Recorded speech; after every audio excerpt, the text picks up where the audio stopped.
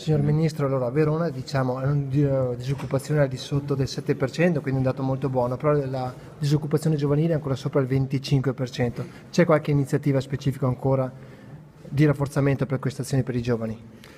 Sì, perché intanto possiamo dire che anche l'operazione che abbiamo realizzato nell'arco di quest'anno, i contratti che sono stati consolidati e i nuovi contratti hanno una quantità di giovani significativamente elevata.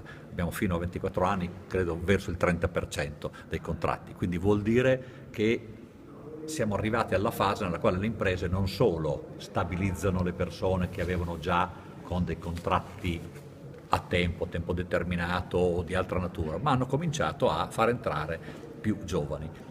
Insieme a questo, naturalmente, noi dobbiamo continuare a migliorare le nostre politiche di occupabilità. Abbiamo fatto un'operazione importante sull'alternanza scuola-lavoro, perché noi abbiamo bisogno di fare in modo che i nostri giovani siano in grado di intervenire all'interno del sistema produttivo in maniera più rapida e più efficace.